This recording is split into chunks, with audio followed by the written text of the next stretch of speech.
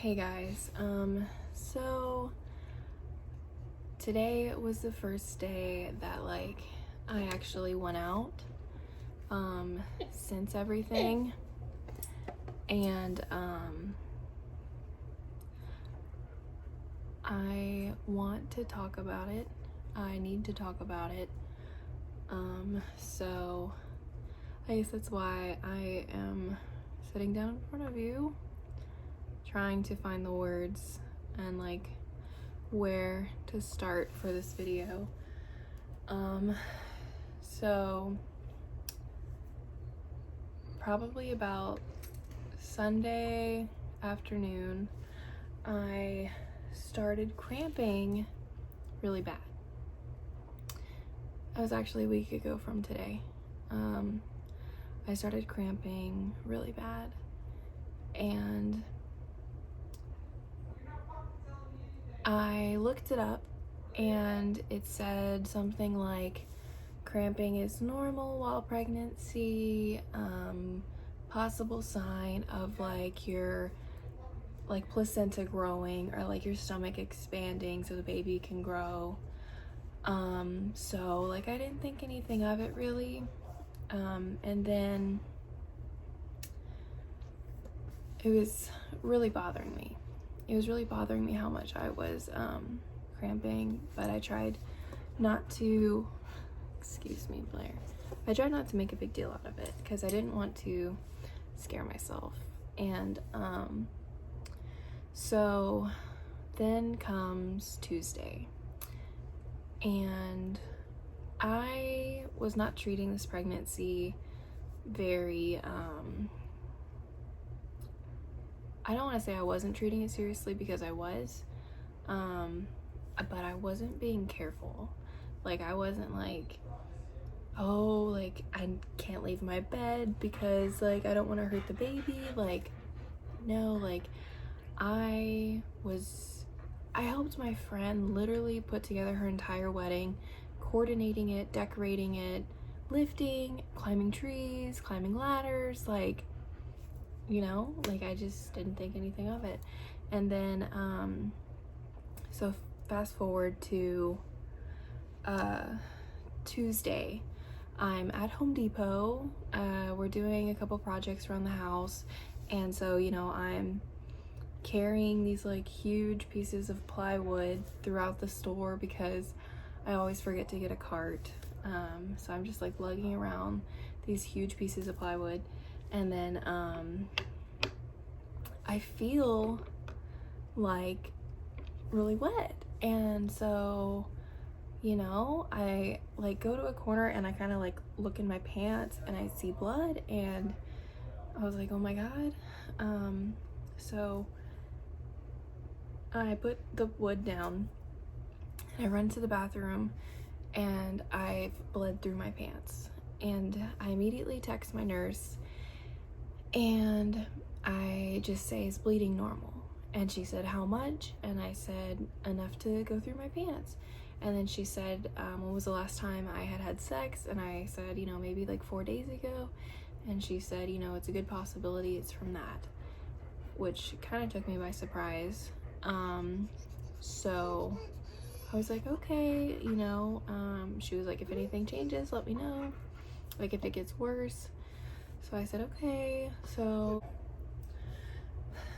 I immediately leave Home Depot, and I call my husband, and I'm crying, and I'm telling him I'm bleeding, and he's being so reassuring, and he's just like, okay, did you talk to the nurse? And I said, yes, she said it's normal. And he's like, okay, we can do this, we can get through this, it's gonna be okay, the baby's okay.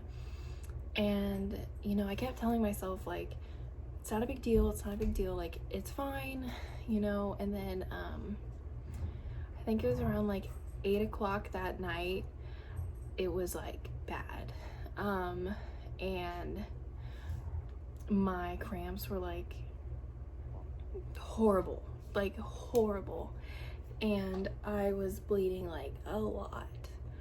So I text my nurse and I tell her, I think I just said, getting worse, cramping, getting worse. And she said, okay, come in tomorrow morning, 10 a.m. So I said, okay, you know, and then like all night I'm tossing and turning, and you know, like I'm bleeding, and like I'm having to use like period products because it's just so bad. And then, you know, I wake up and it's just like, I know something's wrong. And I keep trying to like push it out of my mind because I don't want to accept that. And then so we get to the hospital. No, I'm sorry. We get to my doctor's appointment, and we go in for an ultrasound, and you know, she's doing it, and like she's kind of like shying away from the baby, and then she says, let me go get the doctor. And like I immediately knew, and I looked over to my husband and I was like, something's wrong. And he's like, what do you mean? And I said, it normally doesn't go like this. Normally it's like immediate heartbeat, baby. And she went to go get the doctor, and he's like, no, like it'll be okay. And so the doctor immediately comes in and like just like puts her hand on my knee, and then she does the ultrasound like while she's doing it, and she's like, you know, like I regret to inform you that it looks like you're in the middle of miscarrying. There's no heartbeat, and your baby is the size of a 6-week. And at that point it should have been an 8-week. And that was really hard for me because basically I was having a miscarriage, and that's when your body knows there's something wrong with the fetus, and it like cuts off nutrition, or it just, I don't really know. I just know that basically my body stopped baby from growing, and I carried it for 2 weeks before I showed like any symptoms. And that was really hard to fathom, that I was just like carrying something that I thought was growing, but in reality like it had passed away 2 weeks prior, and like my growing was like me bloating, getting ready to miscarry. And that was really, really hard. So after that, like, I mean, I've lost it at that point because we were so invested in this pregnancy, and we were just so happy and so excited. It took us 7 months to even get pregnant, so it was like a big deal already. And so we try to collect ourselves, and the doctor comes in and she says, either you have 2 choices. You can get it removed, or you can pass it naturally. And in that moment I had decided that I wanted to go ahead and get the baby removed, just because it had already been in me for 2 weeks. I mean, like, a dead baby was inside of me for 2 weeks, and that's really hard to process. And I didn't want it in there any longer at that point. It was just too much as it was. So I agreed to have a DNC, and that's where they go in and remove the baby. So we leave the doctor's appointment and go to the hospital, and I get signed up and sign all this stuff to have the surgery for the next day. So then that brings us to Wednesday morning. I was supposed to have surgery by 11, and it took the doctors 2 entire hours to get an IV in me. And it was just, I mean, on top of like already being traumatic, and then like the doctors not being able to get an IV in me for 2 hours while I'm like in pain, and they can't give me medicine, and like I wasn't allowed to eat or drink anything. And like I was just like, it was just a lot. I'm still like, hold on, I'm like covered in bruises from them trying to get IVs in me. It took 8 different tries and 4 different doctors to get an IV in me. And that was like really, really shitty, honestly. So after 2 hours, they finally get an IV, and I'm able to finally get some pain medication in my system. And then, you know, 20 minutes later, the anesthesiologist came in to put me to sleep. And he gives me the shot. You know, I get like a warm, fuzzy feeling. And then I'm like, you know, still awake. And we go back to the operating room. And I'm thinking, like, I shouldn't be awake for this. Like, this is weird. And then, you know, they're like, okay, we're gonna put you on this bed. And, you know, the doctor's like, you're covered in hives. Like, are you okay? And I was just like, I don't think I'm supposed to be awake right now. Because, like, I feel like people don't talk about seeing an operating room. Like, that was like, it looked like a spaceship. It was insane. And so, she was just like, oh, we'll fix that. Don't worry. And then they gave me another shot, and I woke up an hour later. Which is really weird that, like, I've lost an hour of time. And that they had, like, complete access of any part of my body. And I have no recollection of it. So that's kind of been crazy to think about. I keep getting interrupted. So hopefully I can finish this video for y'all. So I finished having surgery. I stayed in the hospital for about 4 hours after I got some pain meds in me. I had some water, and I did get sick from the pain medication. I did throw up, so that sucked. And then they don't like you to leave until after you've gone to the bathroom. They just want to make sure, like, you're hydrated enough. So there was that, and they prescribed me oxycodone, and ibuprofen 800 milligrams, which I'm already familiar with. So I was relieved to get that because I know, like, it works and I don't get sick from it. So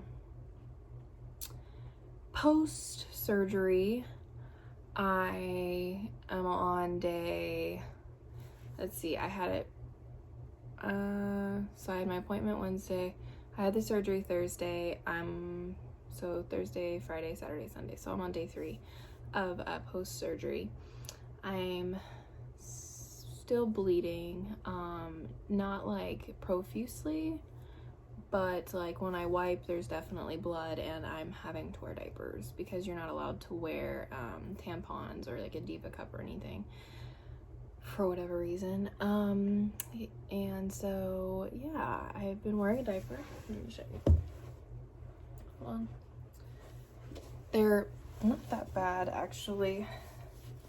So it's just like panties, you know, and my swelling and bloating has started going down because I was, you know, I lost a baby. So, yeah, swelling's starting to go down. I've been having to wear a diaper every day. It's very attractive. But honestly, my husband has been so freaking supportive. I love him so much, and this has just brought us together, like, even more so than ever before. And it's, I mean, we never anticipated something like this happening, and it's just, I didn't know we could get closer, you know, but like when you lose a child, it does something to you. One of my most impactful messages I got from someone was the fact that they said, you are still a mom. I'm gonna get emotional. You're still a mom whether you have a baby on earth or in heaven. It was still made out of love at the end of the day, and there was a heartbeat, and that's what matters. Like, you are a mom, and nobody can take that away from you. So that's been like the only thing that's like really been like helping me, is like, I didn't lose that title. I just have a baby in heaven now, and like that's something that I have to live with now. So it's just a part of the grieving process, and it's how I want to think about things, and it just makes me feel better. And you know, everybody's different. I have one friend who thinks that when you lose a baby, it like gets absorbed into you somehow and goes into the next one. But I don't know. I just feel like that baby had a soul and it had a heartbeat, and the next one will be a sibling, because like there's no way it's the same. So I'm just trying to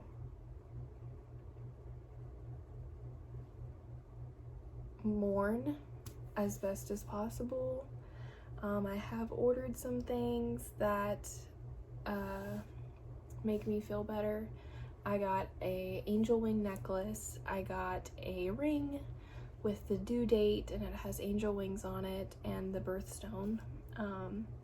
We were gonna be due November 30th, right around Thanksgiving, so I know like the holidays are gonna be tough. But we'll get through it.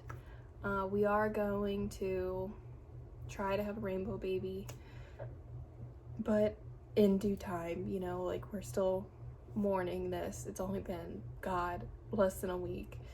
So it's still very fresh. But we just had so much love for that baby, and we're going to get a keepsake box, and I'm going to put my ultrasound pictures in there. I'm gonna do my band from the hospital. We're gonna write a letter to the baby, and I'm gonna put some of the custom onesies that I had made for it, because I called it my little peach, because we live in Georgia, and I just thought that was really sweet that it was gonna be like a little Georgia peach, you know. So I'm gonna figure it out and how we're gonna do it.